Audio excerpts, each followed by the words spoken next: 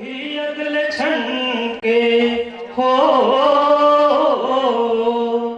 कभी अगले पल के भरोसे न रहना।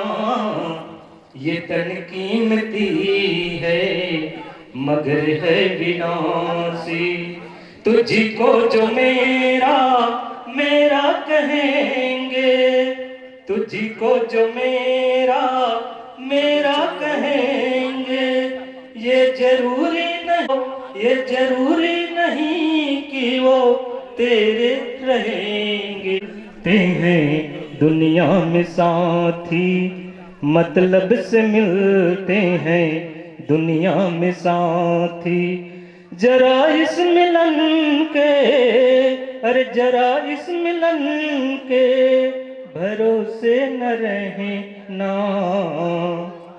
ये तन कीमती है मगर है विनाशी। बोल सच्चिदानंद भगवान की जय। मेरे आदरणीय गुरुदेव, इस पावन धरधाम मानस केसरियों के द्वारा इस खुरपा की पावन भूमि में पुष्पित व पल्लवित होते आ रहे हैं नवजन। और चारों महाराज चार के संबंध में बहुत सी बात कही जा सकती है। ये चार दिशा हैं और सभी भगवताचार्य महाराज जी के मुखारबिंद से हम आप सब राम कथा अमृत कथा सुनने जा रहे हैं। और ये महाराज जी बाल योगी है, अविवाहित है। गायत्री शक्तिपीठ महासमुंद से आप पधारे हुए हैं।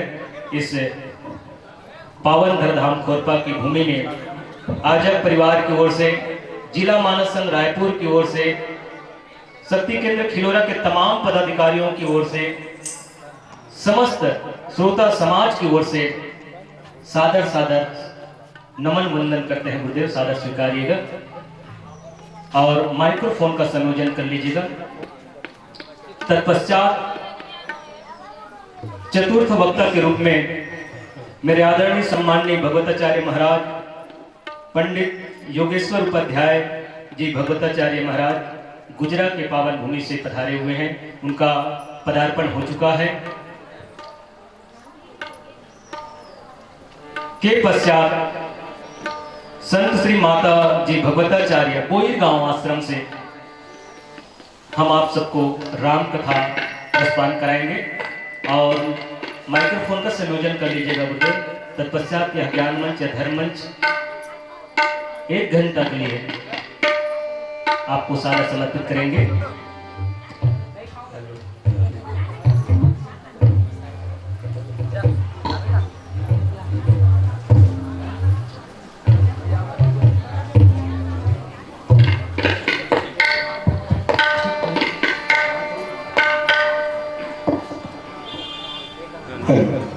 Hello, right? Hello.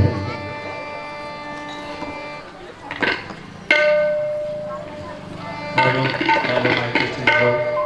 Hello, hello, hello, hello, hello, hello.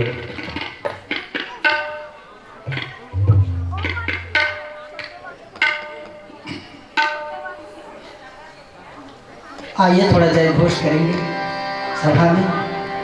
कुंज हरिद्वार की जय, गायत्री तपोभूमि मथुरा की जय, जन्मभूमि आवल खेड़ा की जय, चारों धाम की जय, मथुरा काशी वृंदावन अयोध्या द्वारका धाम की जय, श्री राजीव लोचन धाम की जय, श्री शिवरी नारायण धाम की जय, गंगा मैया की जय, गौ माता की जय, भारत माता की जय, धरती माता की जय। ओम भूर्भुवः स्वः तत्सवितुर्वरेण्यं भर्गो देवस्य धीमहि धियो यो नः प्रचोदयात्। ब्रह्मानन्दं परमसुखदं केवलं ज्ञानमूर्तिं वन्दे द्वन्द्वातीतं गगनसदृशं तत्त्वमस्यादिलक्ष्यम् एकं नित्यं विमलमचलं सर्वधि साक्षिभूतं भावातीतं त्रिगुणरहितं सद्गुरुं तं नमामि। मातरं भगवतीं देवीं श्रीरामं च जगद्गुरुं पादपद्मे तयोः श्रित्वा प्रणमामि मुहुर्मुहुः। ॐ श्री गुरवे नमः। लक्ष्मीर्मेधाधरा पुष्टि गौरी तुष्टि प्रभाधृतिः एताभिः पाहि तनुभिर्मां सरस्वती। सरस्वत्यै नमो नित्यं भद्रकाल्यै नमोस्तमः। वेद वेदान्त वेदांग विद्यास्थानेभ्य एव च मातस्त्वदीय पदपङ्कज भक्तियुक्ता ये तां भजन्ति निखिलान् परान् विहाय ते निर्जरत्वमिह यान्ति कलेवरेण भुवनि वायुगगनाम्बुभिर्मितेन। ॐ श्री सरस्वत्यै नमः। व्यासाय विष्णुरूपाय व्यासरूपाय विष्णवे नमो वै ब्रह्मनिधये वासिष्ठाय नमो नमः। नमोऽस्तुते व्यास विशालबुद्धे तुङ्गारविन्दाय पत्रनेत्र येन त्वया भारततैलपूर्णः प्रज्वालितो ज्ञानमयः प्रदीपः प्रज्वालितो ज्ञानमयः प्रदीपः। ॐ श्री व्यासाय नमः। देवियों सज्जनों, आज हम सब यहाँ पर सब लोग हमारे आदरणीय श्रीमान मन्नूलाल साहू जी की महिमामयी पुण्यमयी स्वर्गीय बहू श्रीमती विद्या साहू जी के वार्षिक श्राद्ध के अवसर पर इस बरसी के आयोजन में उनकी आत्मा को श्रद्धांजलि अर्पित करने के निमित्त एकत्र हुए हैं। और आप तो इतना समझते हैं कि बहू अगर घर से चली गई तो फिर बहुत कुछ चला गया। हाँ, इतना ही कह सकते हैं कि सब कुछ नहीं गया है। तो जो भी बचा है आदमी के जीवन में, जो कुछ बच जाए, यदि कुछ बच जाए तो उसका यदि वो सदुपयोग यदि कर लेता है तो वो भी अपने जीवन के लक्ष्य को प्राप्त कर सकता है। तो जब तक हम बचे हुए हैं, चाहे बहुत कुछ चला जाए, पर यदि स्वयं बचा रहे तो अपने स्वयं के जन्म के उद्देश्य को तो पूरा कर ही सकता है। यहाँ पर इस श्रद्धांजलि आयोजन में ये जो आयोजन होता है, इसके एक साथ दो उद्देश्य होते हैं। एक तो वह व्यक्ति जो हमारे बीच में से, हमारे परिवार से, हमारे पास से चला गया है और उसने जो जीते जी हमारी सेवा की है, हमको जो कुछ दिया है, प्यार दुलार सेवा से लेकर जो कुछ भी हमारे जीवन में उसके द्वारा सहयोग मिला है, हम सब उसके लिए उसके भूरी भूरी कृतज्ञ हैं, कृतज्ञता का अनुभव करते हैं। कृतज्ञता एक ऐसा गुण है, यदि वह गुण मनुष्य में न रहे तो फिर समझ लो वो मनुष्य नहीं है। मनुष्य तो क्या, रामायण तो कहती है कि यदि कृतज्ञता किसी के अंदर में नहीं है तो फिर वो भगवान भी नहीं बन सकता। भगवान बनने के लिए भी भगवान के अंदर में सबसे पहला गुण कृतज्ञता का होना चाहिए, किए हुए के उपकार को मानना। क्योंकि ये तो मनुष्य ही मान सकता है, जानवर तो नहीं मान सकता। हमारे जीवन में किसी के द्वारा जो कुछ भी यत्किंचित भी हमको प्राप्त हुआ है, चाहे भौतिक हो, आध्यात्मिक हो, किसी भी स्तर का हो, हम उस देने वाले के प्रति यदि अंतःकरण से भूरि भूरि कृतज्ञ नहीं है तो हमें मनुष्य कहलाने का अधिकार नहीं। तो फिर कृतज्ञता सबसे पहला गुण है मनुष्य का, और ये गुण तो भगवान में भी आवश्यक है। इसीलिए हम देखते हैं, वैसे तो कोई भी हमारे यहाँ शुभ आयोजन जो है वो भगवान के नाम के साथ में आरंभ होना चाहिए। कोई भी कार्य, हमारे देश की परंपरा रही है, आयोजन चाहे जैसा भी हो, दुख शोक का की घड़ी हो, चाहे सुख शांति की घड़ी हो, भगवान के नाम के साथ ही आरंभ होना चाहिए। इसीलिए इस चर्चा में आइए आरंभ में हम लोग कम से कम एक पंक्तियां भगवान के चरणों में समर्पित करें। मेरे साथ में सब लोग।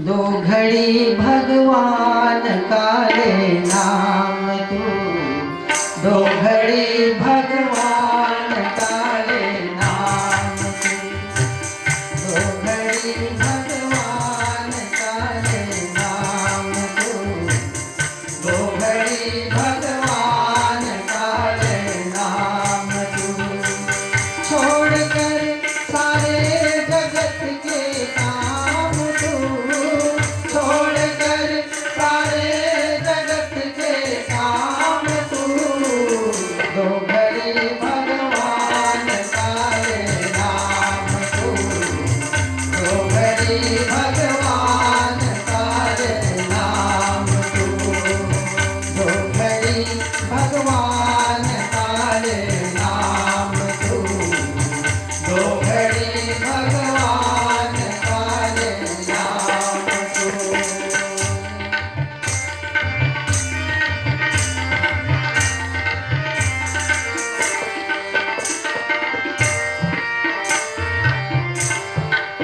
एक लाइन में इस वंदना में बहुत बड़ी बात कही गई है, अगर आप लोग समझ सकें तो।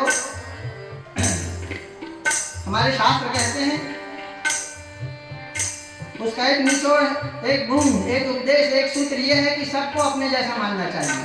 सबको अपने जैसा ही ये मान तू, सबको अपने जैसा ही ये मान तू, सबको सुख दे, सबको दे सम्मान तू, सबको सुख दे, सबको दे सम्मान तू। दो लाइन जो है, अगर हम लोग उसको याद कर रहे हैं अपने जीवन के लिए, सबको अपने बराबर माने, जैसे हम हैं वैसा सामने वाला भी है, बिल्कुल हुबहू हमारी तरीके से, बाहर से भले नहीं है, रूप में, रंग में, जाति में, लिंग में, देश में भले फर्क हो सकता है,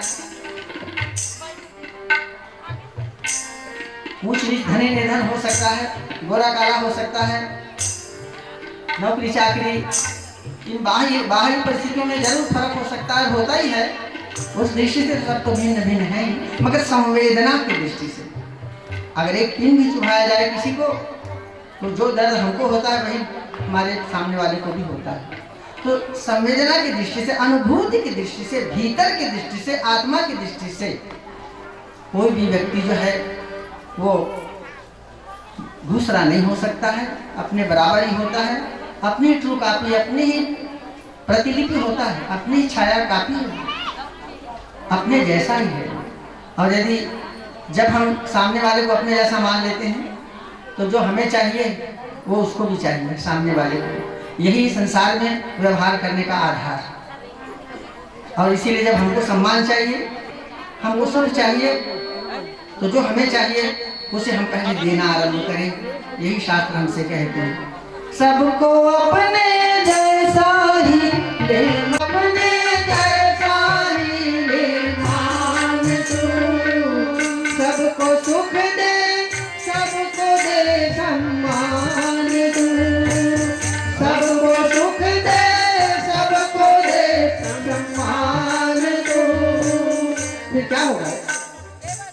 दो पंक्तियां अपने जीवन में हम चरितार्थ कर सके तो उसका लाभ क्या होगा?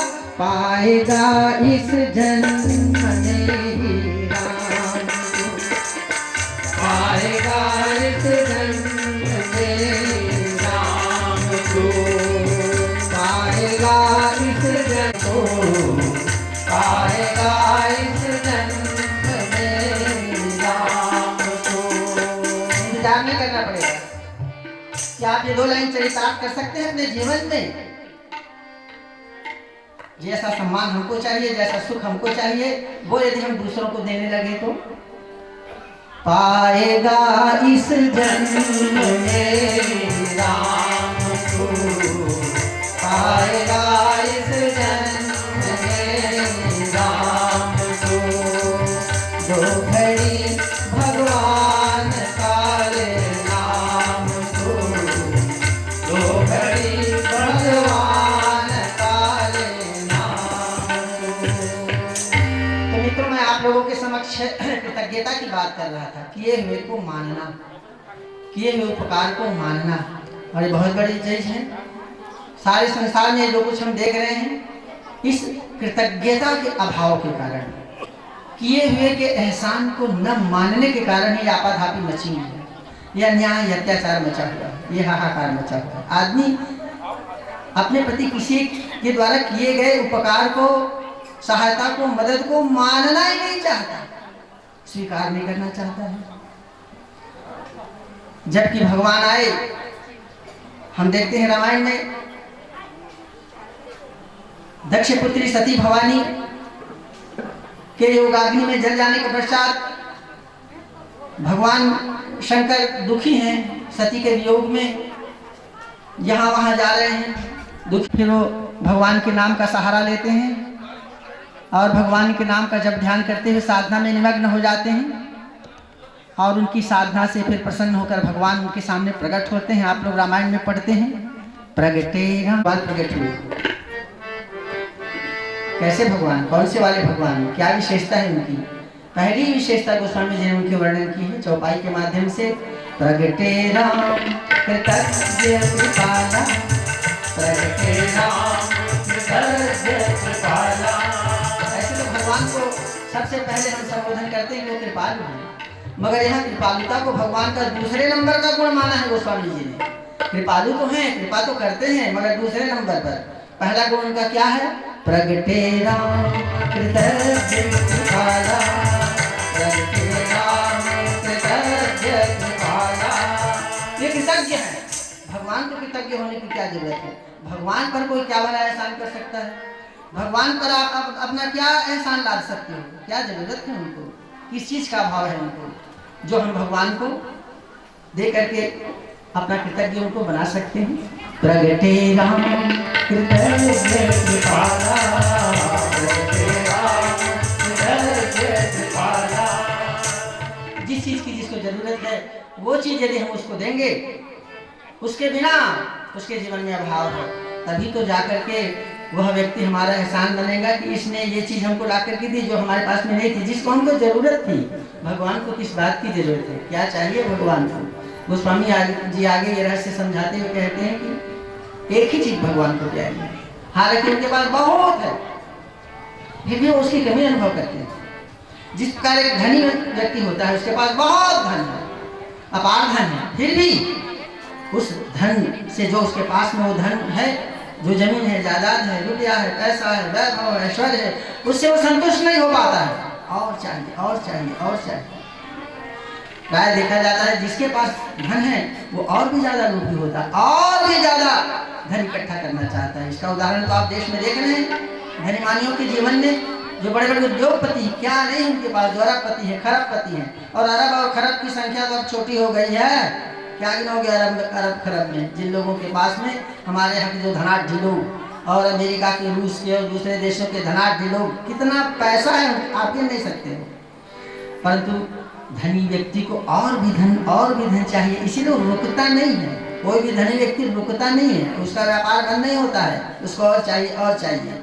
भगवान के पास भी एक चीज बहुत मात्रा में है, फिर भी उनको और चाहिए। क्या?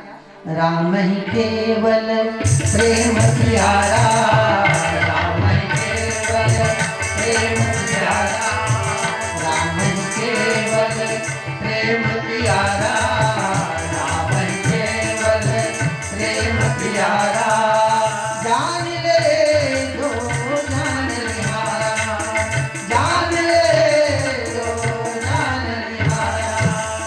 जानने वाले जान ले, कहते हैं गोस्वामी जी के भगवान को जो वस्तु प्यारी है उसका नाम है केवल प्रेम।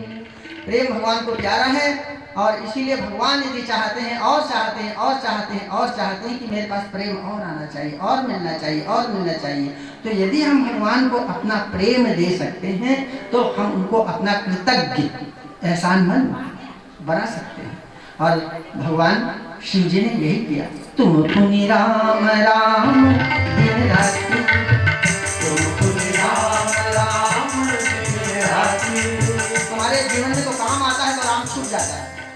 आप राम नाम अगर जपते भी रहते हो, भगवान का कोई भी मंत्र कोई भी नाम अगर कोई भी साधना आप करते रहते तो हमारे जीवन में ऐसे अवसर आते हैं जब उसको हम छोड़ देते हैं, छूट जाता है।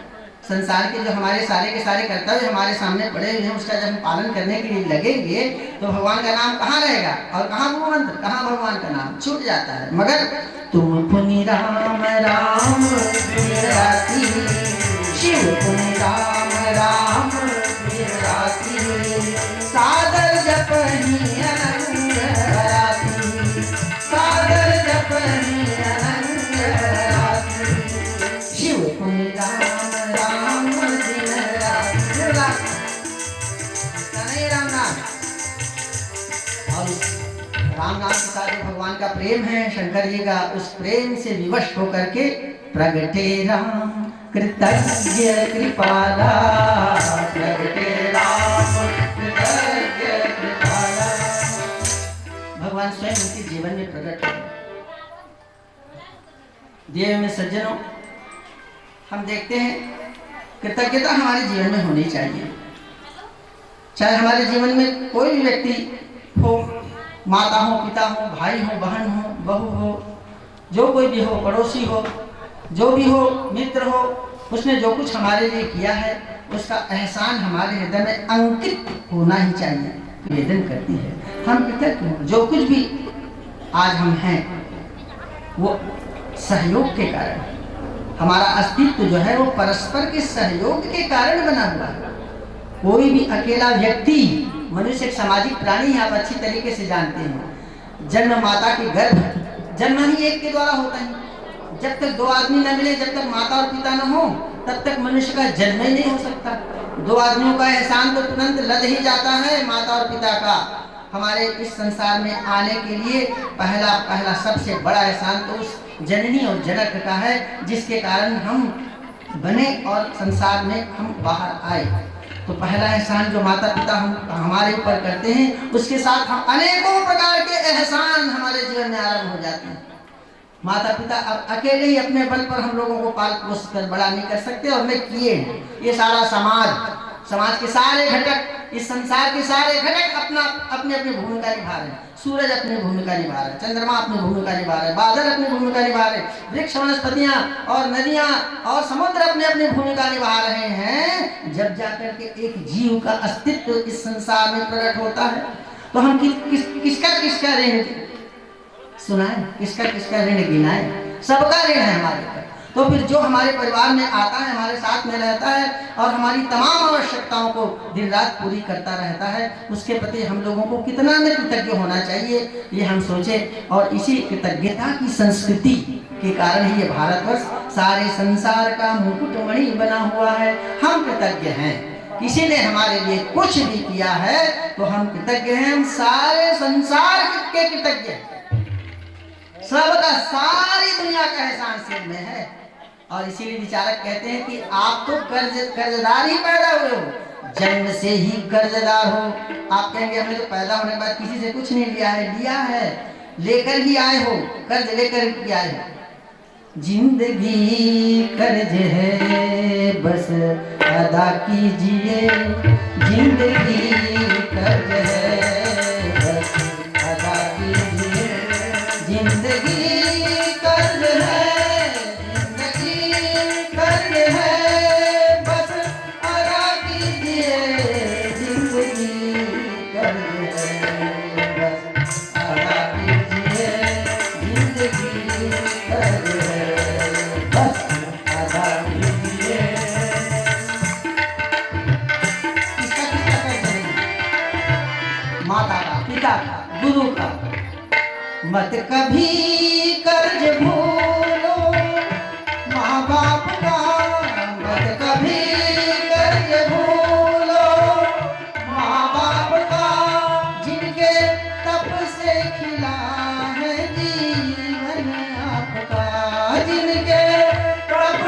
खिला है जीवन आपका, रात दिन उनकी सेवा किया कीजिए, रात दिन उनकी सेवा किया कीजिए।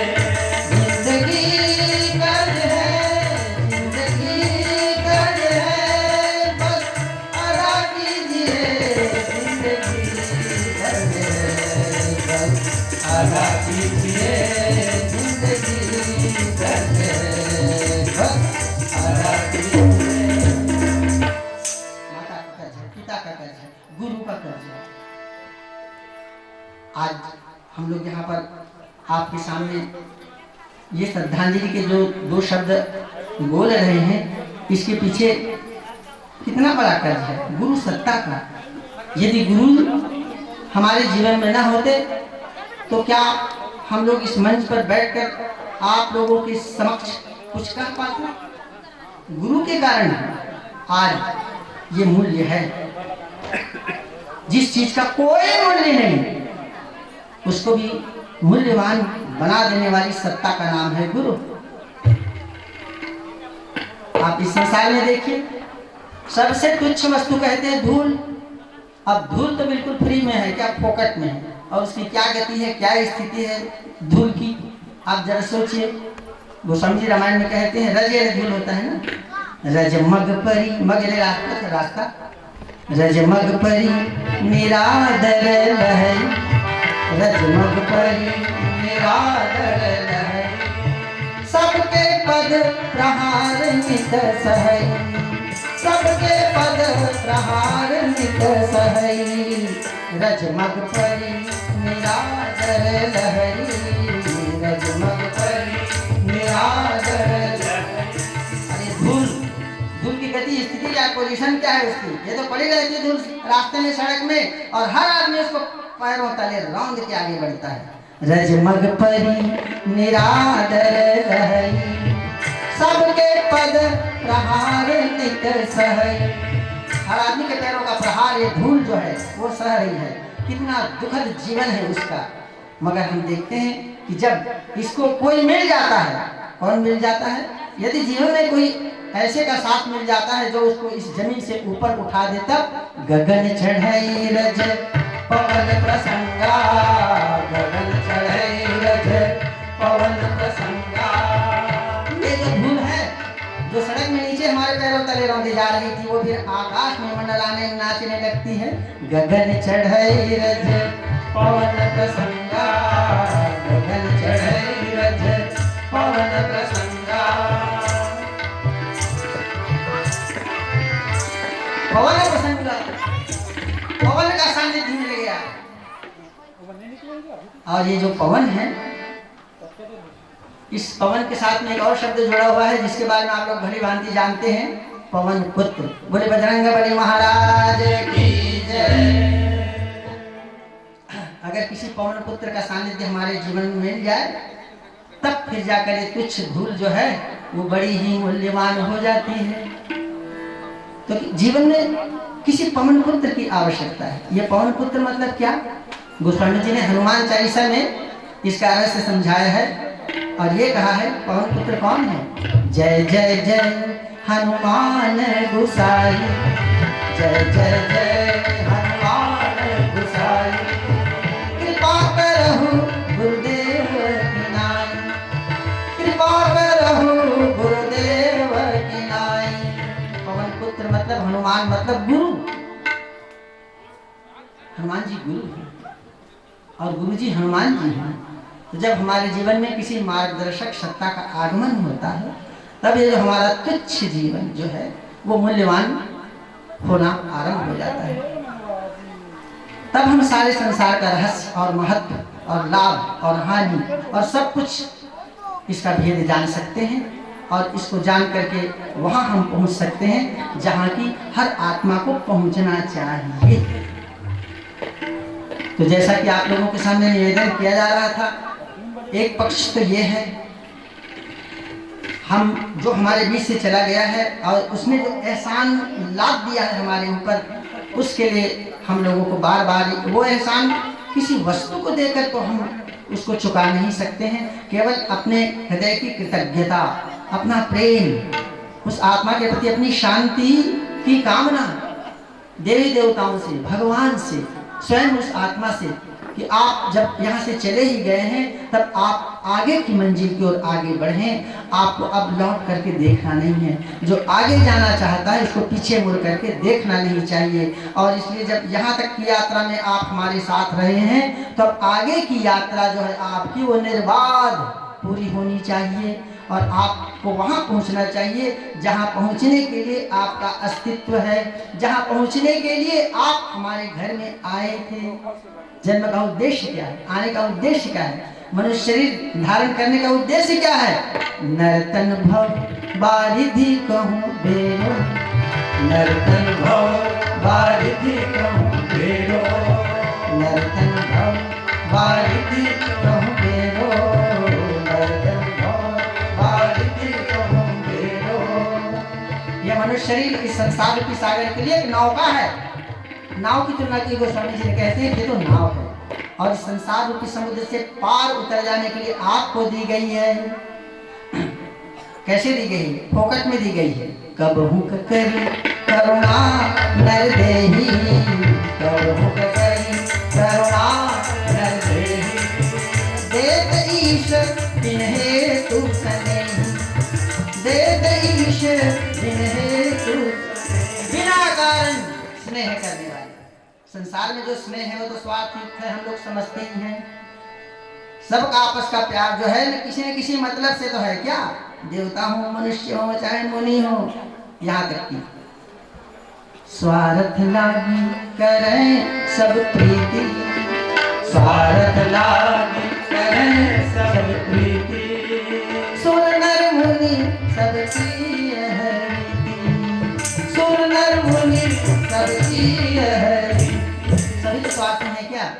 तो मनुष्य का जो आपस का प्यार है वो किसी न किसी स्वार्थ से युक्त है और वो स्वार्थ जब उसका पूरा नहीं हो पाता है तब फिर हलचल आरंभ होती है, तब फिर अनबन आरंभ होती है, तब फिर अशांति आरंभ होती है जीवन में, परिवार में, समाज में, क्योंकि स्वार्थ पूरा नहीं हो पा रहा है। तो क्या इस संसार में ऐसी कोई सत्ता है जो बिना किसी मतलब के लिए प्यार कर सके किसी को? है। कबहू करी करुणा नर देही, कबहू करी करुणा नर देही, देत ईश बिन्हे तू सनेही, देत ईश भगवान बिना कारण कृपा करने वाले। अस प्रभु दीन बंधु हरि कारण रहित दयाल, बिना कारण कृपा करने वाले, बिना कुछ लिए, बिना कुछ मांगे जो हम लोगों के ऊपर दया करते हैं और मनुष्य का ये दुर्लभ शरीर देते हैं। इसकी क्या कीमत है? ऐसे भौतिक दृष्टि से इसकी कोई कीमत नहीं है। ये तो जल ही जाता है जब आप लोग जला देते हैं। और जलाने के बाद भी इसमें क्या निकला? अगर निकाला जाएगा तो इसमें 2 रुपए का फास्फोरस है और 2 रुपए का आयरन है और ऐसी 8-10 रुपए की सब धातुएं निकलेंगी। बस थोड़ी सी राख और उसमें हड्डी वड्डी वो सब गला दोगे तो अभी इस महंगाई के ज़माने में भी ये 30-40 रुपए का होगा। मगर ऐसा नहीं है। हम लोग जानते हैं नर्तन सम नहीं कौनो देही, नर्तन सम नहीं कौनो देही, कोई देह इसके बराबर नहीं। देह तो एक से भगवान ने बनाया है, क्या क्या नहीं बनाया। आकर 4 लाख 84, आकर 4 लाख 84, 4 वर्ग है उसमें 84 लाख दिए हैं।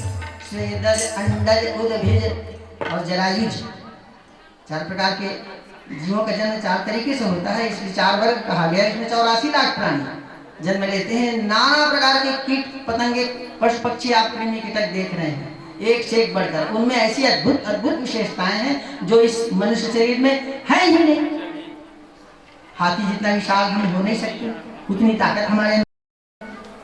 कीड़े मकोड़ों का कि आप देखें तो आप बच्चे पैदा करने में भी बड़े नहीं हैं, आप 10-12 बच्चे से ज़्यादा नहीं पैदा कर सकते। और कौरव लोग 100 थे तो वो भी किसी साइंटिफिक प्रयोग के कारण थे, ऐसा थोड़ी। आप आदमी कितने बच्चे पैदा करेंगे? एक मक्खी अंडे देती है 50 बच्चे। मक्खी मच्छर हमसे कई गुना बच्चा पैदा करने में समर्थ है। तो बच्चा पैदा करने में तो आप मक्खी मच्छर के बराबर नहीं है। और देखने में तो आप चील और गिद्ध के बराबर नहीं है, दौड़ने में हिरण के बराबर नहीं है, ताकत में शेर और हाथी के बराबर नहीं है। तो अद्भुत अद्भुत बातें हम देखते हैं। जो विशेषताएं हम पशु पक्षियों में देखते हैं, वैसी कोई विशेषता हमारे अंदर नहीं है। उतनी दौड़ने की ताकत, उतनी देखने की ताकत, उतनी सुनने की और सूंघने की ताकत कहाँ है? जो जासूस, जो आपके पुलिस वाले कुत्ता रखे रहते हैं अपराधियों का पता लगाने के लिए, क्या गजब की सूंघने की शक्ति है उसकी। वो है कि हमारे अंदर कहाँ सूंघ सकते हैं? न सुन सकते हैं, न सूंघ सकते हैं, न उड़ सकते हैं कबूतर और कौवे की तरीके से।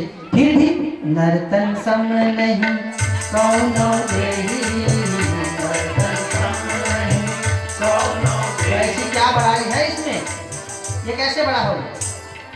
इस बड़प्पन का पता लगाना चाहिए। इस बड़प्पन का पता लगाने के लिए सारे शास्त्र लिखे गए हैं और इसी के लिए सब कुछ होता है। जैसा कि आपके सामने निवेदन किया जा रहा था, एक पक्ष तो वो है जो हमारे बीच से चला गया है, जिनको हम श्रद्धांजलि दे रहे हैं, और दूसरा पक्ष है श्रद्धांजलि देने वाले। तो भला तो उनका हो जो हमारे बीच से चले गए, उनको गति की प्राप्ति, सदगति हो, आगे बढ़े। मनुष्य जन्म जिस भवसागर से पार होने के लिए मिला था और जिसमें यहीं तक और वो लक्ष्य पूरा नहीं हो पाया और बीच में जाना पड़ गया, तो आगे ऐसा कुछ हो जिससे वो उनकी यात्रा है वो जारी रह सके। इसके लिए हम उनकी गति के लिए प्रार्थना करते हैं। और आप तो जानते हैं कि इस संसार में जो कोई भी चीज अगर मिलती है तो सांसारिक चीज हो चाहे परलोक की वस्तु, वो मिलेगी केवल उसका माध्यम, उसका स्रोत, उसका केंद्र भंडार एक ही है, जिसके बारे में रामायण कहती है मति की रति गति। गति, सदगति कहाँ से होगी, कहाँ पर मिलेगी, कैसे होगी? मति की रति गति भूति भलाई, मति की रति गति भूति भलाई, जब जही जतन जहाँ जो पाई, जब जही जतन जहाँ जो पाई। संसार में 6 वस्तुएं हैं, बस यही चाहिए आदमी को, और कुछ नहीं चाहिए। मति की रति गति भूति भलाई, मति की रति गति। सबसे पहले आदमी को बुद्धि चाहिए, क्योंकि मनुष्य में और अन्य जीवों में यही तो अंतर, बुद्धि का अंतर है। आत्मा की पत्नी कहा गया है बुद्धि को। जिस प्रकार बिना पत्नी के आप बेकार हैं और कोई सुख प्राप्त नहीं कर सकते हैं, आगे नहीं बढ़ पाते हैं, उस प्रकार की आत्मा बिना बुद्धि के कुछ नहीं कर सकती है। और आप देखते हैं कि जो कुछ आप करते हैं वो बुद्धि के द्वारा ही करते हैं। इसीलिए तो सारे के सारे देवी देवताओं से बुद्धि का वरदान ही मांगा जाता है। और जब हनुमान जी प्रार्थना करते हैं चालीसा के माध्यम से, तो तुरंत कहते हैं बुद्धिहीन तन जान के तुम पवन कुमार, बुद्धिहीन तन जान के तुम पवन कुमार। हनुमान जी से बुद्धि मांग रहे गोस्वामी जी। बुद्धि है तो उनके पास, उन्होंने इतनी बड़ी रामायण लिखी है, तो बुद्धि की क्या कमी है? बुद्धि है, मगर फिर भी वो बुद्धि वहां तक नहीं पहुंच रही है। गोस्वामी जी अपने लिए नहीं, हमारे लिए कहते हैं जो कुछ संत बिटप सरिता गिरिधरी, संत बिटप सरिता गिरिधरी। पेड़ क्या अपना फल खुद खाने के लिए है? पहाड़ अपने लिए है? नदियाँ क्या अपना जल खुद पी लेती हैं? ऐसा नहीं, आप लोग जानते हैं। चाहे वृक्ष हो, नदी हो, पर्वत हो, ये सब दूसरों के काम आने के लिए है। मगर एक मनुष्य ही है जो खुद अपने आप को खा जाना चाहता है, अपने आप के काम आना चाहता है। वृक्ष नहीं अपना फल खाते, बिना मूल्य जग को दे जाते। वृक्ष नहीं अपना फल खाते, बिना मूल्य जग को दे जाते। सागर के तल से जल लाते, बादल जल जीवन बरसाते, बादल जल जीवन बरसाते। तो भाई मगर नदियाँ अपना जल स्वयं नहीं पीती, वृक्ष अपना फल स्वयं नहीं खाते, मगर आदमी तो अपने आप को खाना चाहता है खुद, अपने अर्थात अपने आप के काम आना चाहता है और किसी के काम आना ही नहीं चाहता है। तो जरा सोचिए, अपने बारे में हम विचार करें और देखें कि जब इस संसार में कोई भी वस्तु है वो दूसरे के लिए, काम में आने के लिए ही बनी। और यदि इस रहस्य को हम समझ सकें तब फिर हमारी वो गति हो जिस गति तक हम पहुंचना चाहते हैं। और इसके लिए हमको जो प्रथम जिस वस्तु की आवश्यकता होती है उसका नाम है बुद्धि। बुद्धि तो बहुत है मगर वो बुद्धि हमारी पवित्र नहीं है। बुद्धि है पवित्र नहीं है। बुद्धि पवित्र होगी तब ये पवित्र बुद्धि संसार की इन सारी बातों को समझ सकती है जो कुछ सत्संग में बताया जाता है। और ये पहली आवश्यकता है। इसीलिए गोस्वामी जी ने कहा मति, अगर मति पवित्र हो गई तब कीरति, और मति पवित्र हुई तब सदगति। मति पवित्र है तब भूति यानी सांसारिक पदार्थ, और मति जब पवित्र है तो भलाई यानी कल्याण, ये सारी चीजें मिलेंगी।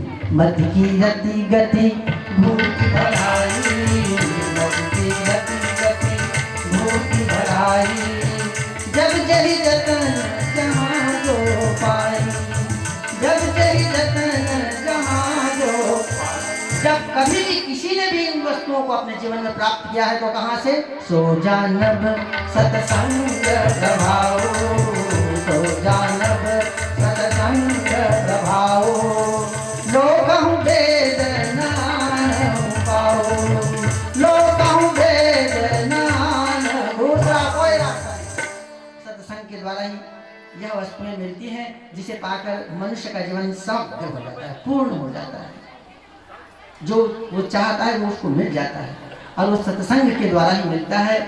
और इस श्रद्धांजलि के निमित्त इस सत्संग का आयोजन किया गया है।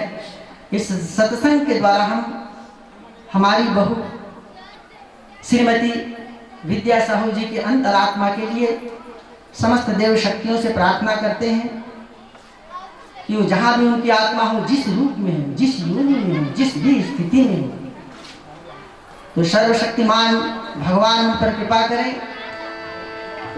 उनकी आत्मा में शांति की स्थापना करें और वह सुयोग उसके जीवन में प्रदान करें कि वो फिर से इसी परिवार में लौट करके आए, किसी न किसी कुटुंबी के यहाँ, इस परिवार में, इस ग्राम में, इस माहौल में यहाँ प्राप्त हो जाए और फिर से अपनी उस यात्रा को आगे बढ़ाए। यदि कहीं वो जन्म ले चुकी हैं तो जहाँ पर हैं वहीं से अपनी शुभ यात्रा को, मंगलमय यात्रा को फिर से आरंभ करें। और हम सब जो उनके सारे कुटुंबी जन हैं, आगंतुक इष्ट मित्र बंधु बांधव गण हैं, हम सब लोग उनकी अंतर आत्मा की शांति के लिए हृदय से प्रार्थना करते हैं।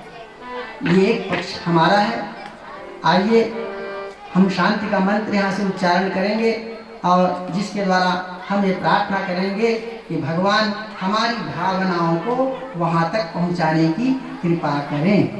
ओम यौ शांतिरंतरिक्षं शांति पृथ्वी शांतिरापः शांतिरोषधयः शांतिर्वनस्पतयः शांतिर्विश्वे देवाः शांति ब्रह्म शांति सर्वं शांति शांतिरेव शांति सामा शांतिरेधि। ओम शांति शांति शांति सर्वारिष्ट सुशांतिर्भवतु।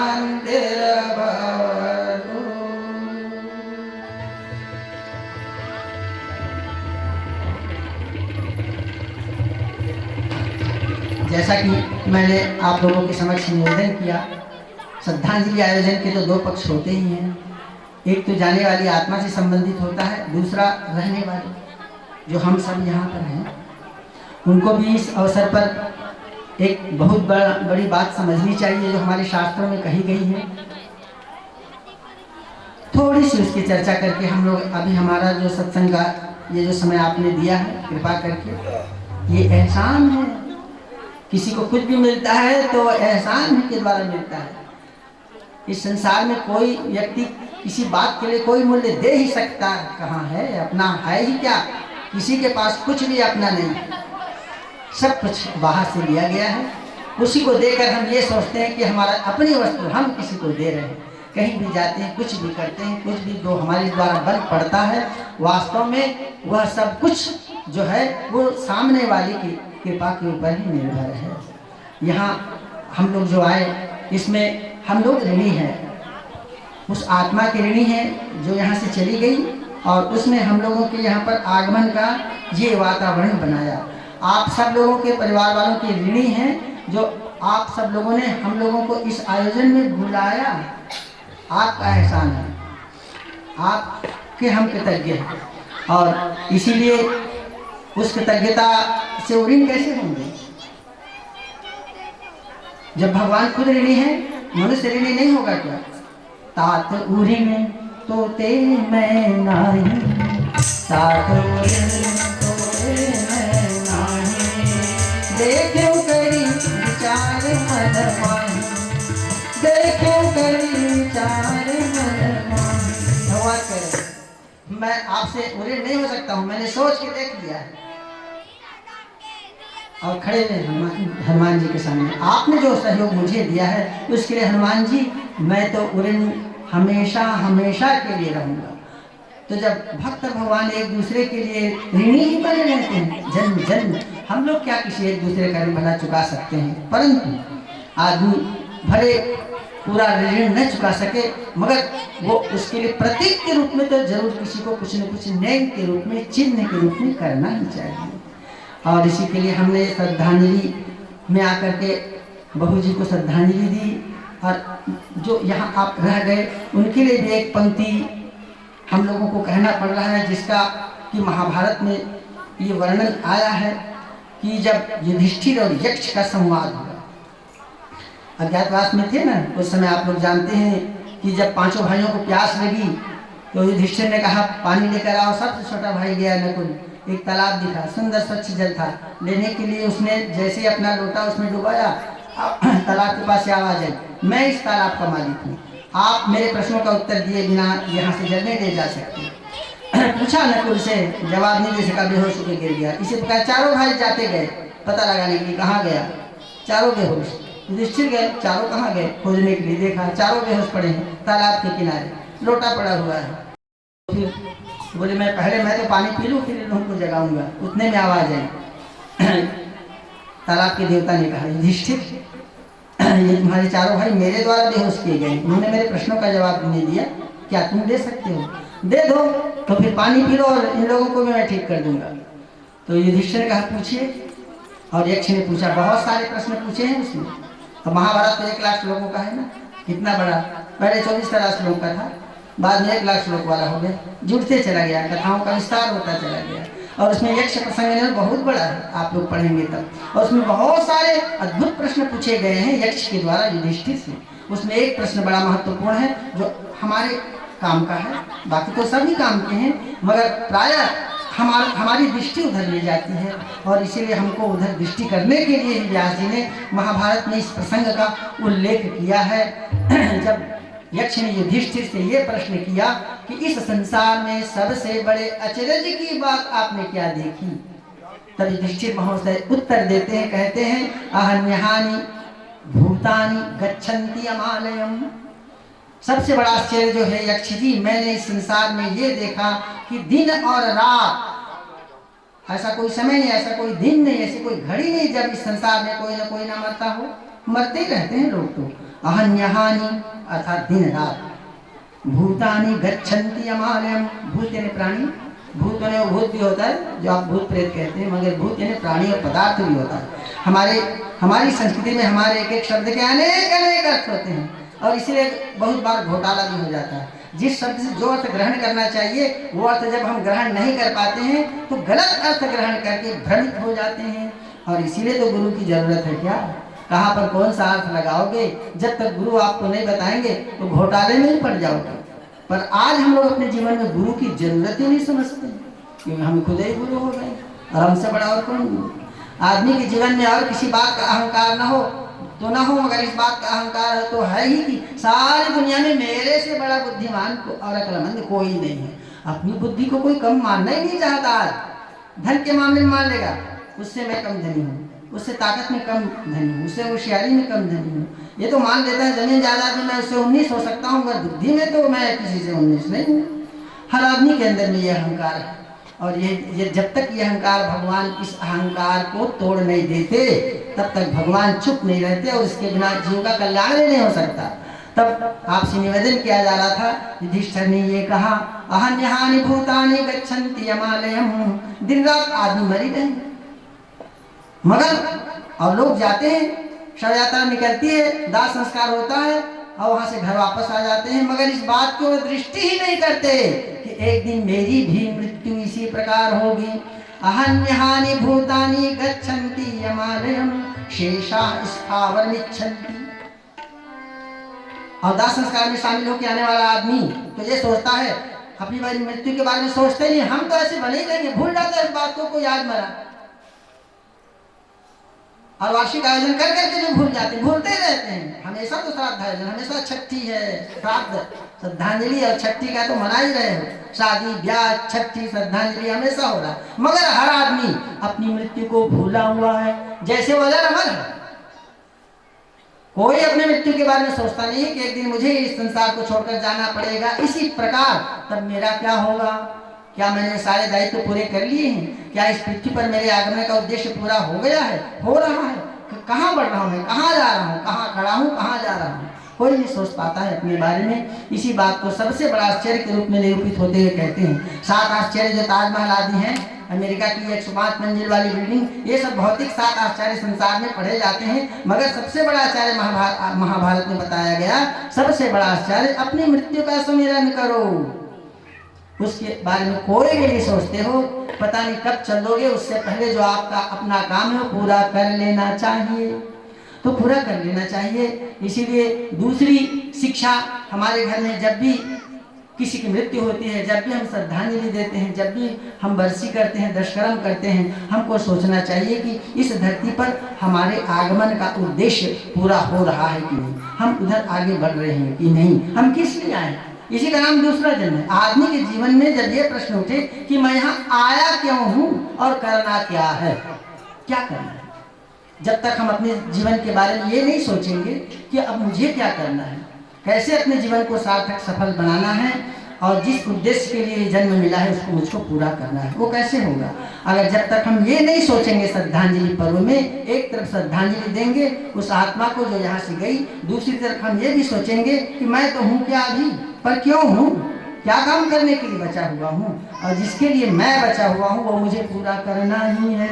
इन दोनों बातों को यदि हम सोचते हैं तब ले जाकर श्रद्धांजलि का आयोजन जो है वो समग्र होता है, सार्थक होता है, पूरा होता है। आप लोगों के सामने यही 2 पंक्तियाँ निवेदन करते हुए, और मुझे क्या करना है ये अगर आपको जानना है तो आपको गुरु की शरण में जाना ही पड़ेगा। इसीलिए 2 पंक्तियाँ आप लोगों के सामने निवेदन करते हुए श्रद्धांजलि आयोजन में इसको पूरा करेंगे हम। आ जाओ बंदे गुरु की शरण, आ जाओ बंदे गुरु की शरण, आ जाओ बंदे गुरु की शरण, आ जाओ बंदे गुरु की शरण।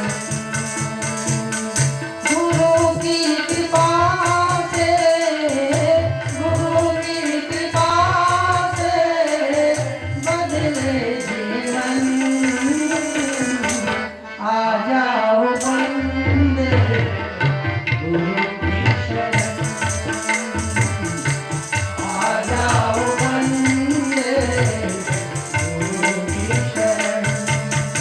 समय तो बीत ही जाएगा, समय तो आप पकड़ सकते नहीं, तो चले जाएगा, इसलिए जो बच गया है उसमें सावधान हो। जीवन अनमोल बिना दाम जाए, जीवन अनमोल बिना दाम जाए, गया वक्त तेरा वापस न आए, गया वक्त तेरा वापस न आए, अब भी समय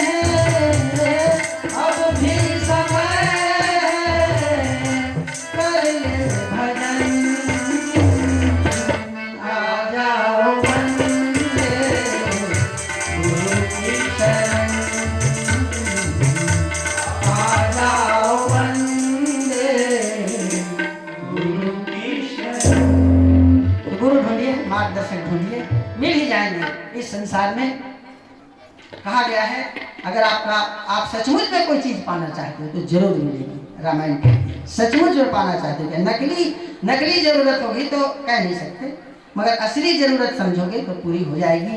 इसी बात को कहते हुए रामायण में कहा गया है, जेहि कर जेहि पर सत्य सनेहु, जेहि कर जेहि पर सत्य सनेहु, जेहि कर जेहि पर सत्य सनेहु, जेहि कर जेहि पर सत्य सनेहु, सो तेहि मिलहि न कछु सनेहु, सो तेहि मिलहि न कछु सनेहु।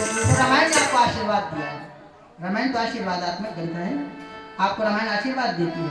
अगर आप उनकी चौपाइयों को मंत्र के रूप में, गुरु मंत्र के रूप में अगर स्वीकार कर लें, गुरु मंत्र के रूप में अगर स्वीकार कर लें, जगत मातु पितु शंभु भवानी, जगत मातु पितु शंभु भवानी। शिव पार्वती द्वारा रचा गया ग्रंथ है। सारे संसार के माता पिता अपने संतान का हित चाहते हैं और उसीलिए उन्होंने मंत्र बना दिया। अरे हजारों मंत्रों, हजारों चौपाइयां, सैकड़ों चौपाइयां, सबके सब मंत्र हैं। कली बिलो की जगहित हर गिरजा, कली बिलो की जगहित हर गिरजा, साबर मंत्र जाल से गिरजा, साबर मंत्र जाल से मंत्र जाल, सैकड़ों मंत्र हैं चौपाइयों के, अद्भुत हैं ये। और चारों पदार्थ धर्म अर्थ काम मोक्ष की प्राप्ति इन चौपाइयों से हो सकती है, अगर आप इसको श्रद्धा युक्त हृदय से स्वीकार करें और अपने जीवन में स्थान दें तब। तो इसलिए हम गुरु की शरण में जाएं। गुरु कौन है? अब रामायण में तो गुरु का पता बताते हैं। गोस्वामी जी ने कहा है, गुरु पितु मातु महेश भवानी, गुरु पितु मातु महेश भवानी, गुरु पितु मातु महेश भवानी, गुरु पितु मातु महेश भवानी। शिव पार्वती गुरु हैं, माता पिता भी गुरु भी हैं। हमारे आध्यात्मिक जीवन के माता पिता वो हैं, वो हमारे गुरु हैं। और इसीलिए गुरु ने स्वयं रामायण लिखवाई गोस्वामी जी से, गुरु के रूप में लिखाई। माता पिता के रूप में लालन पालन भी किया गोस्वामी जी का, और गुरु के रूप में आके रामायण भी लिखा दी, जो आज हम सब लोग जिसके द्वारा कृतार्थ हो रहे हैं। एक तुलसी ने एक रामायण लिखी, अब उस रामायण से कितने तुलसी हो गए, हजारों मंडलियां हैं, हजारों टीकाकार हैं। एक रामायण ने कितने तुलसी पैदा कर दिए। एक तुलसी ने एक रामायण लिखी और उनका कोई आश्रम नहीं, करोड़ों अरबों रुपए वाले आश्रम हजारों अभी हैं और कब से हैं। गोस्वामी जी ने कोई आश्रम नहीं बनाया, उन्होंने एक ऐसी चीज लिख दी है जो युग युगांतक तक अनेकानेक असंख्य जीवात्माओं को धन्य और कृतार्थ करती रहेगी। तो ऐसे महान ग्रंथों के, ऐसे महान गुरुओं के, ऐसे महान ग्रंथों के और भगवान के भी इस संसार में विद्यमान होते हुए यदि हम लोगों की दुर्गति हो रही है, सोचनीय बात है, क्यों हो रही है, नहीं होनी चाहिए। इस बात को समझते हुए आइए आप लोगों को एक शुभ सूचना, मंगलमयी सूचना हम देते हैं।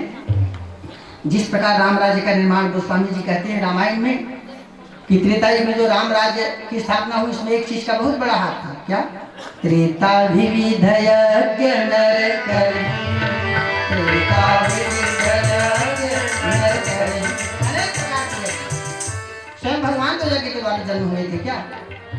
श्रृंगी ऋषि वशिष्ठ बुलावा, श्रृंगी ऋषि वशिष्ठ बुलावा, पुत्र काम शुभ यज्ञ करावा, पुत्र काम शुभ यज्ञ करावा। शुभ यज्ञ का आयोजन किया गया, जिससे भगवान जिसके माध्यम से अवतार लेते हैं, सारी दुनिया की समस्याओं का समाधान अपने चरित्र के द्वारा प्रस्तुत करते हैं। और उसी प्रकार यह यज्ञ जो है त्रेता युग में अनेक प्रकार के यज्ञ होते थे और उसके द्वारा राम राज्य के वातावरण का निर्माण किया गया था।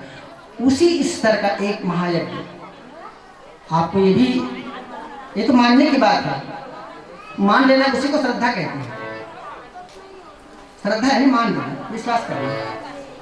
और गीता कहती है कि श्रद्धावानम लभते ज्ञानम तत्पर संयतेन्द्रियः। ज्ञान किसको मिलेगा? श्रद्धावान को मिलेगा ज्ञान। श्रद्धावानम लभते ज्ञानम तत्पर, जो तैयार है, एकदम प्रस्तुत है, आलसी को नहीं मिलेगा, तत्पर है उसको मिलेगा। और संयत इंद्रिया, इंद्रियों को कंट्रोल में रखता है, उसको मिलेगा। ऐसे थोड़ी मिल जाएगा। श्रद्धा हो, तत्परता हो और इंद्रिया भी नियंत्रण में हो, उसको ज्ञान मिलता है, गीता कहती है। तो ये श्रद्धा है ना, मान लेना।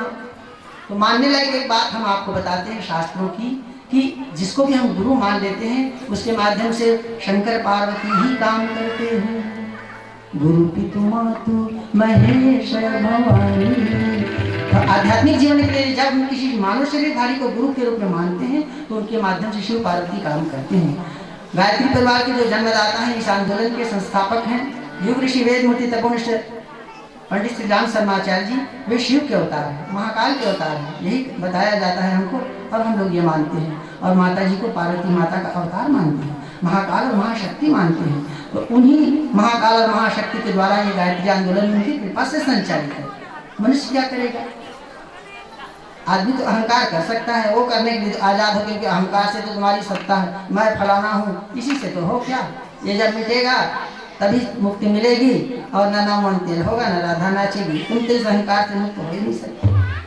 हो तो सकते हो, चाहोगे तब ना। जेहि कर जेहि पर सत्य स्नेह, सचमुच में चाहोगे तो हो जाओगे। तो मैं आपसे ये निवेदन कर रहा था, एक शुभ कार्य, एक शुभ यज्ञ, इसका आयोजन महासमुंद में 7 से 10 फरवरी 2023 में 108 कुंडी गायत्री महायज्ञ का आयोजन गायत्री शक्तिपीठ महासमुंद में जो स्थापित है और पूरे जिले के सब सदस्यों के द्वारा, गायत्री परिवार के सदस्यों के द्वारा मिलकर इसका आयोजन किया गया है। और जिसमें आप सभी लोग, सभी यहाँ पर जो हैं, सादर सादर यहाँ पर हम आप लोगों को आमंत्रण करते हैं। और यहाँ ये कभी कभी आदमी से गलती हो जाती है, आप लोगों का मैंने जो निर्धारित समय था उससे अधिक आप लोगों का जो समय यहाँ पर हम लोगों ने लिया, जिसके लिए बारंबार आप सबसे क्षमा याचना है। और यही सूचना देते हुए कि 108 कुंडी यज्ञ में गायत्री महायज्ञ महासमुंद पधारी 7 से 10 फरवरी, आप लोगों को सादर आमंत्रण देते हुए हम इस अपने इस उद्बोधन को पूर्ण करते हैं। ओम शांति शांति सर्वारिष्ट शांति। बुरे धर्म की अधर्म का नाश हो, प्राणियों में सद्भावना हो, विश्व का कल्याण हो। हर हर महादेव। बोल सच्चिदानंद भगवान की जय। आध्यात्मिक प्रवचन और मानव जीवन को एक नई रास्ता आपके वाणी से पल्लवित हो रही थी। बहुत बहुत साधुवाद नमन करते हैं गुरुदेव। और आइएगा, मैं सीधे सीधे पावन विदाई की कड़ी की ओर लेकर के चलता हूँ, और क्षमा चाहते हुए कि आपको जब मंचस्थ आजब परिवार के द्वारा कराया गया तो माइक संयोजन के चलते मर्यादा के मंच में पूजा जो होना था वो नहीं हो पाया, और आप सीधे श्लोक की स्तुति में भाव में डूब गए, इसलिए मैं मना भी नहीं कर पाया। सादर क्षमा चाहते हुए गुरुदेव कि आपने अपना अनमोल समय हमारे इस परिवार को दिया है, हमारे रायपुर जिला को दिया है, हमारे मानस शक्ति केंद्र खिलोरा को दिया है, और स्वर्गीय पावन आत्मा विद्या देवी साहू के प्रथम पुण्यतिथि, जहां श्रद्धांजलि संगोष्ठी के रूप में एक दिवसीय पावन आयोजन रखा गया है, जिसमें आपने अमृतमय वाणियों का एक ऐसा नाव पिरोया है जिनके संबंध में कुछ कह पाना मेरे बस की बात नहीं है गुरुदेव। सो इन्हीं भाव के साथ में प्रेम को प्रेम से जोड़ो तो प्रेम आएगा, प्रेम को प्रेम से जोड़ो तो प्रेम आएगा, प्रेम को प्रेम से घटाओ तो प्रेम आएगा, प्रेम को करो गुना प्रेम से, प्रेम को करो गुना प्रेम से तो प्रेम आएगा। अरे प्रेम को भाग दो प्रेम से तो जीवन में शेष केवल प्रेम रह जाएगा, जीवन में शेष केवल प्रेम रह जाएगा। इन्हीं चरण वंदना हुआ जब परिवार की ओर से एक बार जोरदार करतर ध्वनि की स्वागत के साथ में अतिथि देव भव के रूप मैं सादर निवेदन समर्पित कर रहा हूं। आप मंच की ओर आने की कृपा करेंगे। मेरे आदरणीय सम्माननीय भगवताचार्य महाराज पंडित योगेश्वर महाराज जी गुजरात से एक बार जोरदार करतर ध्वनि से स्वागत। धमतरी जिला से चल करके हमारे इस रायपुर जिला की का रसपान कराने के लिए धूल तेरे चरणों की गुरुवर, चंदन और अबीर बनी, धूल तेरे चरणों की गुरुवर, चंदन और चरणों की गुरुवर। बहुत बहुत साधुवाद नमन कर डॉक्टर लोकेश भैया जी की भी मस्तक पूजा करेंगे। सबसे पहले हमारे मंच पर आसीन मान देंगे, क्योंकि आप अतिथि हैं हमारे, आपने हमारे आमंत्रण को स्वीकार किया है। हमारे इस घर की जो बहुलक्ष्मी थी, जिनकी आज दुर्भाग्यवश कहा जाए श्रद्धांजलि सभा है, और उस श्रद्धांजलि सभा में आप एक मानस वक्ता के रूप में मानस पुत्रों को पल्लवित करने वाले हैं गुरुदेव, इसलिए लो अभिनंदन, लो या वंदन। अशोक पाल जी का पावन आगमन हुआ है, और सम्मानपुर शक्ति केंद्र से कोषाध्यक्ष पिंटू पटेल जी का पावन आगमन हुआ है। नहीं है क्या? मैं आजा परिवार की ओर से हार्दिक अभिनंदन करता हूं कि आपने हमारा भाव भरा आमंत्रण स्वीकार किया और अपना अनमोल समय निकालकर हमें दिया, जिनके लिए पुनः साधुवाद। आइए महाराज जी इस पावन धराधाम में। बोल श्यावर रामचंद्र की जय।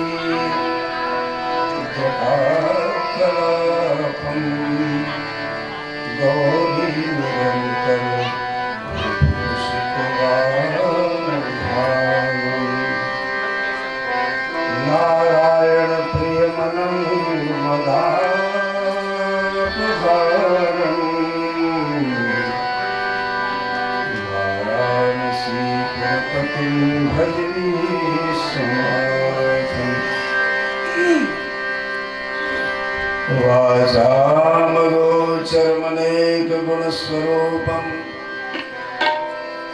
वागीश विष्णु सुरसेवितपादपीठम् वामेन विग्रहवरेण कलत्रुवन्तम् वाराणसीपुरपतिं भज विश्वनाथम् भूताधिपं भुजगभूषणभूषिताङ्गं व्याघ्रार्जिनां वरधरं जटिलं त्रिनेत्रम् आशां भैवर्पजशूलपाणिं वाराणसीपुरपतिं भज विश्वनाथम् कुन्देन्दोदरगौरसुन्दरम् अम्बिकापतिं धृष्टसिद्धिदम् कारुणीककलकञ्जलोचनम् नौ शङ्करमनोरमोषणम्। जय जय जय हनुमान गोसाई कृपा करो गुरुदेव की नाई। गरुड़ महाज्ञानी गुणराशि हरि सेवकवती निकट निवासी सोर शिरोमणि साहसी सुमति समीर कुमार सुमिरत सब सुख संपदा बुध मंगल दाता। राम कथा के रसिक महात्मा महावीर हनुमान तेरे चरणों में शीश धरूं रामचरित का करूं बखान। हनुमंत लला तेरे चरणों में रखता हूँ अपना माथा। मुझे निमित्त बना कर बोलो सिया रामचंद्र की गाथा। प्रभु समर्थ सर्वज्ञ शिव सकल कला गुणधाम। योग ज्ञान वैराग्यनिधि प्रणत कल्पतरुणां राम अनंत अनंत गुण अमित कथा विस्तार सुनिया चरजुन मानि जिनके विमल विचार तुलसीदास जी के पद कमल बारंबार मनाए गुण गाओ सिया राम के हनुमत हो सहाय सियावर रामचंद्र की जय श्री राधा कृष्ण भगवान की जय श्री उमापति महादेव की जय पवन सुत हनुमान की जय गोस्वामी तुलसीदास जी महाराज की जय सब संतन की जय सब भक्तन की जय माता पिता गुरु गोविंद की जय जय श्री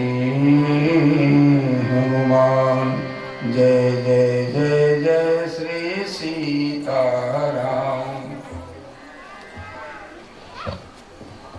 राम कथा के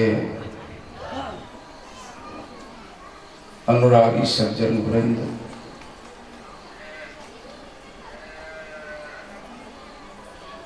ग्राम खोरपा के एवं आसपास के ग्रामों से आए हुए राम कथा रसिक सज्जन वृंद,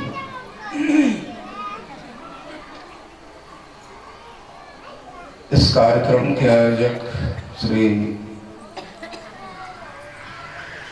मन्नूलाल साहू गुरुजी, उनके परिवार के समस्त सदस्यगण, अतिथिगण,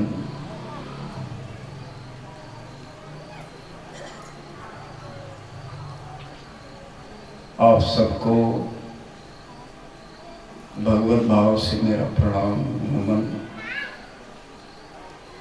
राम कथा में सूक्ष्म रूप से विराजमान श्री हनुमान जी महाराज को मेरा प्रणाम। हनुमान जी महाराज मुझ पर कृपा कर मुझे माध्यम बना के राम कथा कहें, बोले, गाए, बजाए।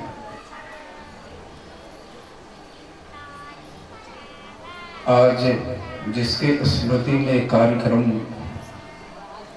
हो रहा है वह दरअसल श्रीमती विद्या साहू मेरे गांव की ही लड़की है,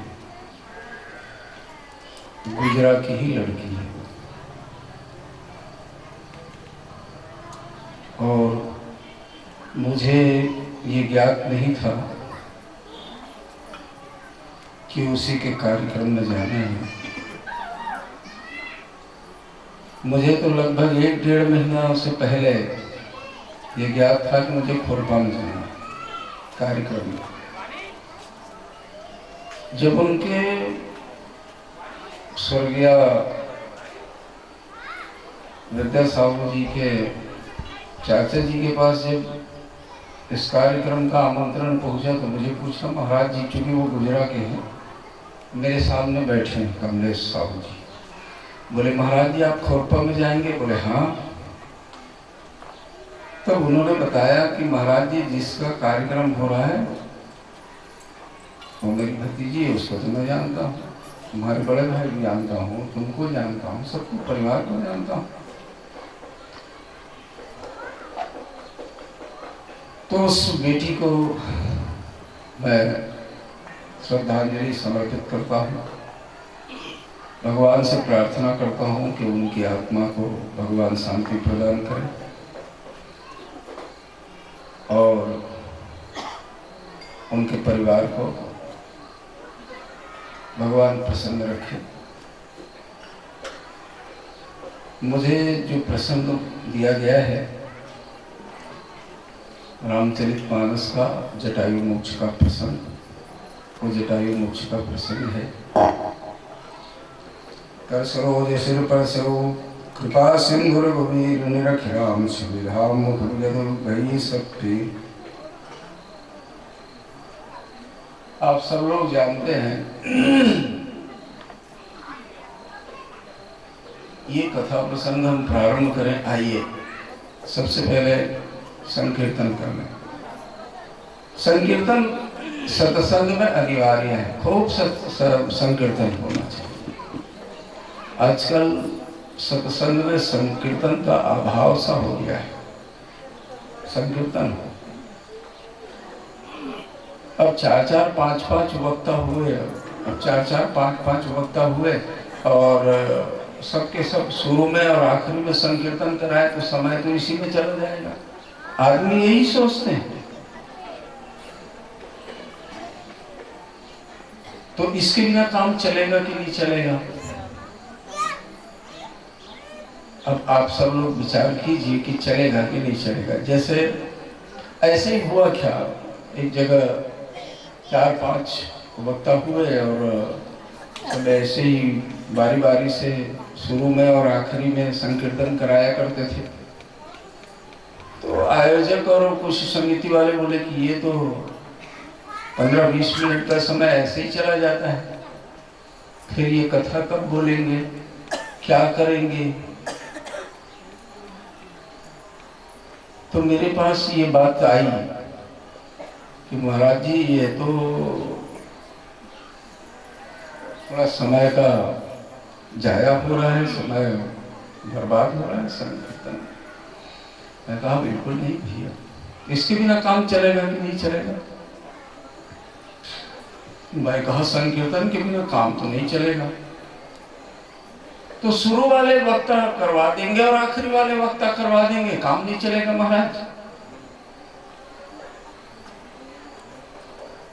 तो मैं वाला छत्तीसगढ़ी में समझाया, मैं कह देख तुम्हारे घर रोटी बनती नहीं, चपाती रोटी, बेलना रोटी, फुलका बनते महाराज, रोज बनते, विकट खाते ना, मतलब पूरा घर भर खाते ना। अच्छा ठीक, तो वो रोटी बना देखे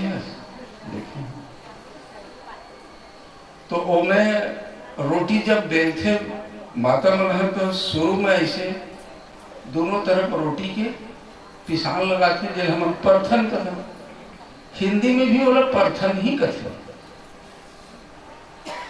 तो एक काम सबो रोटी में लगाते कि एक रोटी में लगाते? मान लो 10 ठन रोटी बना थे तो शुरू वाला रोटी में लगा देना चाहिए, परथन लाओ, आखिरी वाला में लगा देना चाहिए, बीच के लबन दे देना चाहिए। इसने बनी नहीं बने महाराज को थे, नहीं बने तो फिर यहू नहीं बने। ऐसा थोड़ी है भाई। तो संकीर्तन करें बिना संकीर्तन, क्योंकि बिना संकीर्तन के आप संकीर्तन कराया इसलिए क्यों जाता है? क्योंकि मन एकाग्र हो जाए, राम कथा में लग जाए। राम कथा में लगाने के लिए संकीर्तन कराया जाता है।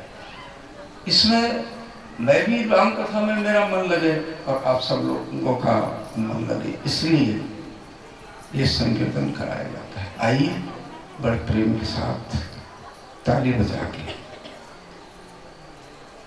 संकीर्तन करें।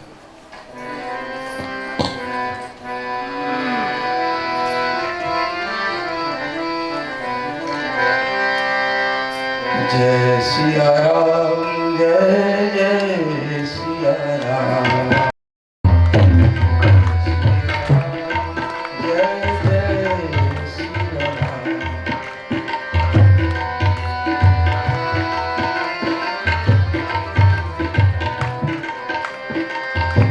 जय सिया राम, जय जय सिया राम।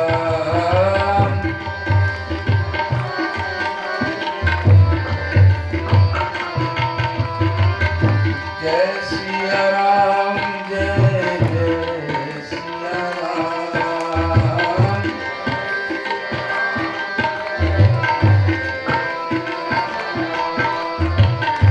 जय रघुनंदन सिया राम, जय रघुनंदन सिया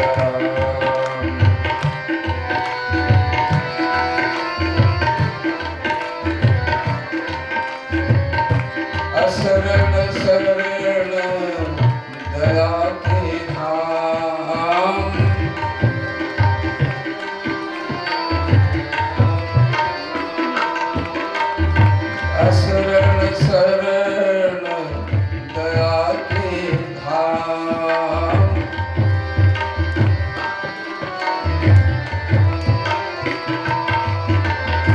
निर्धन के धन सीताराम,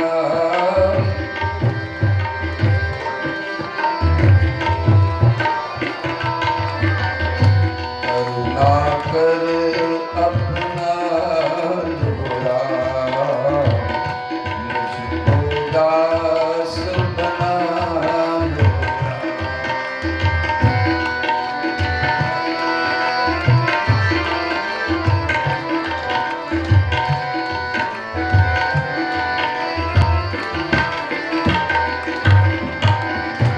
जय श्री राम, जय जय श्री राम।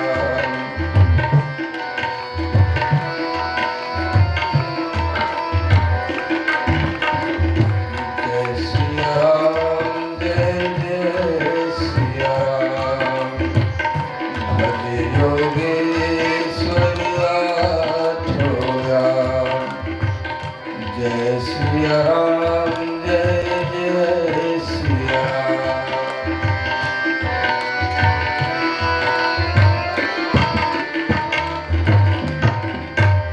श्यावर रामचंद्र की कर सरोज सिर पर सेवो, कृपा सिंधु रघुवीर, रखि राम छवि धाम मुख, बिगत गई सब पीर। आदरणीय सज्जन वृंद, राम कथा अनुरागी भाइयों बहनों, हम सबको सौभाग्य से इको कम कर दो, इको कम। सौभाग्य से भगवान की नहीं, थोड़ा सा हम सबको बढ़ाना, थोड़ा कम कर। हम सबको ये बहुत ही सौभाग्य मिला है कि हम राम कथा में संलग्न हुए। मुझे जो प्रसंग कहने का है वो जटायु मोक्ष का प्रसंग है। जटायु को कहा गया है, ये गिद्ध था, गिद्ध। ये दो भाई थे, एक भाई का नाम संपाति और दूसरे भाई का नाम जटायु। ये अरुण के पुत्र थे। भगवान सूर्यनारायण के रथ का संचालन करने वाले अरुण थे, लूला था,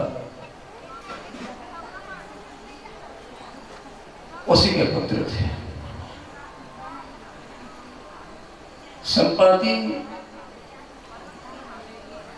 का जो पंख है, ये दोनों के दोनों एक बार भगवान सूर्यनारायण की ओर जाना चाह रहे थे, जा रहे थे। संपाति का पंख जल गया और गरुड़ जी सूर्य के ताप से नीचे आने लगे। जटायु नीचे आ गया और ये संपाति कुछ ज्यादा पुरुषार्थी बनने का प्रयास किया, पंख उनके जल गए। दो भाई थे, जटायु का पंख बच गया, संपाति का पंख जल गया और समुद्र के तट में जाके पास में ही गिर गए। मुख्य रूप से हमें जटायु के मोक्ष का जो प्रसंग है उस पर चर्चा करनी है।